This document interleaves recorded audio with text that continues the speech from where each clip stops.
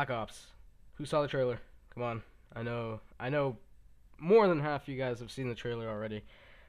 This is probably late, yeah. The Black Ops multiplayer trailer, teaser trailer as they're calling, has come out, and what better to commemorate it than actually playing one of the good Call of Duty games, Call of Duty 4. Indeed.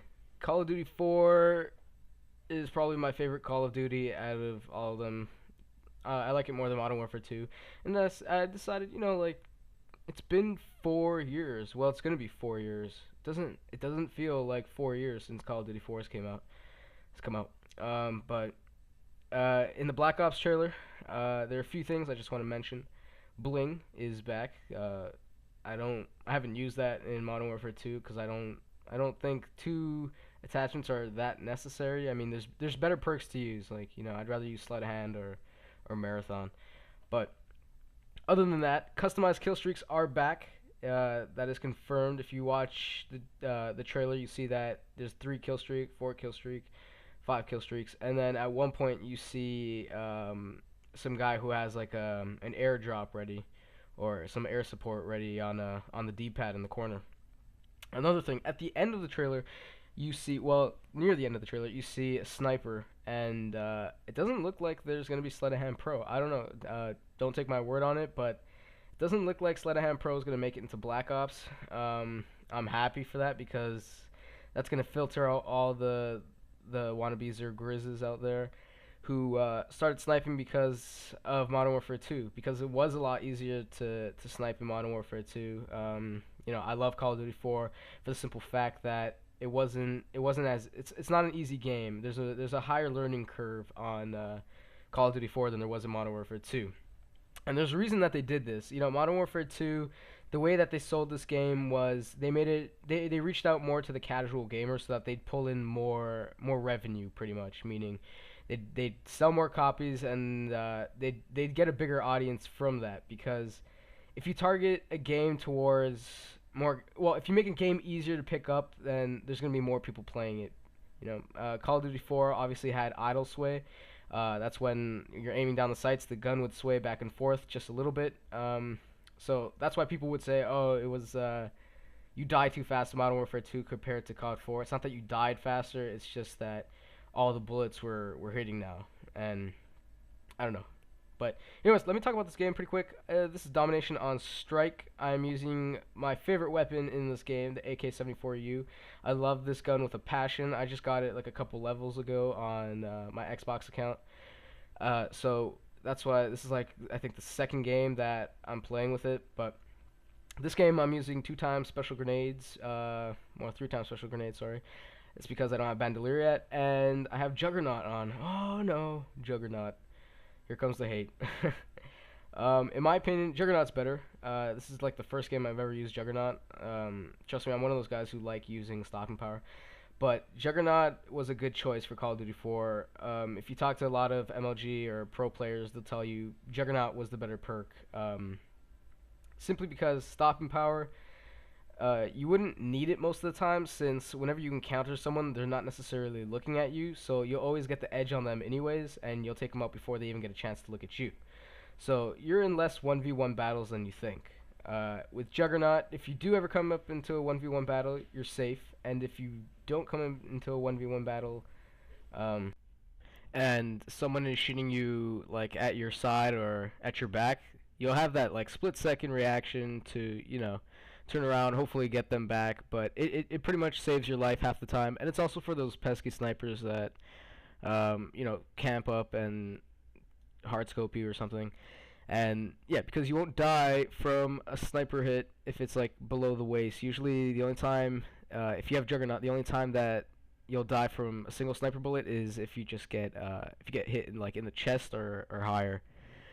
Something else about, let's go back to Black Ops. Something else about Black Ops, they're putting in like a theater mode or a cinema mode similar to that of Uncharted 2 or Halo 3, where you can pretty much go back and watch your previous games, previous plays, things like that. It's great for making montages, cinematics, just cool little epic moments, and you can slow down time, and it just looked pretty cool. And this kind of helps the the commentary sort of division of people, people who make commentary, because if you don't have an HD TV, I guess, uh, or if sorry, let me state that again. If you don't have an HD PVR, but you have an HD TV and you love playing in HD, but you hate recording because then you have to play in standard definition, this is a great thing for you because you can play your games in HD, save them, and what you can do is when you have enough games stockpiled, plug in your Dazzle or your Easy Cap, and then all you have to do is record the replay. So you play in HD, but you record in standard def, which would help a lot of people who are in that situation who have an HD TV and a standard definition capture card like me, which is why before I used to do Uncharted 2 because it had that cinema mode, so I would play in HD and go ahead and record in standard definition afterwards. But I don't know, I'm kind of excited for Black Ops. The thing is, I know Treyarch always follows suit to Infinity Ward.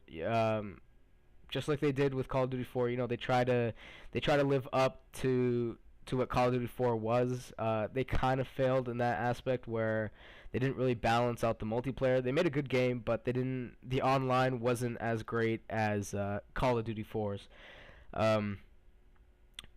With Black Ops, there's that huge hype for it, like where everybody wants it to be better than Modern Warfare 2. Treyarch has said many times, they want to make it better, like they want to make the game better. They want to listen to the community, but the thing is, when people listen to the community, sometimes it's not always the best thing. For example, Uncharted 2 went down the drain because the community was telling Naughty Dog a bunch of things, and you can't satisfy everyone, which is the point I'm trying to get to. Naughty Dog, just one of the developers, trying to satisfy everyone. It's not going to work. Even with Resistance. Resistance 1 online was great.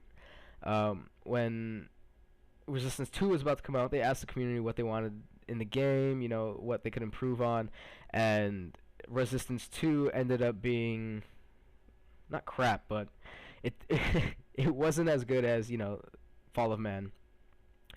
So I want to know what you guys are excited for in Black Ops. Did you guys like the trailer? Do you think the game's going to be a pile of shit like Modern Warfare 2? Or do you think that, the game's going to be just as fun as Call of Duty 4 and just as appealing as it? By the trailers, it looks like there will be a little bit of a steeper learning curve than there was in Modern Warfare 2. It does look like some of the guns have a little more recoil. Tell me which gun you guys thought was your favorite from the trailer. Mine was that one that looked like an automatic FAMAS. That looked pretty sick. It did look like it had a bit of recoil. And then there's this other gun that looked like the ACR. It had like no recoil, but I'm pretty sure the damage wasn't that high. Just like the ACR. But thanks for watching, guys. The score is 43-7 using the 74u. I'm out.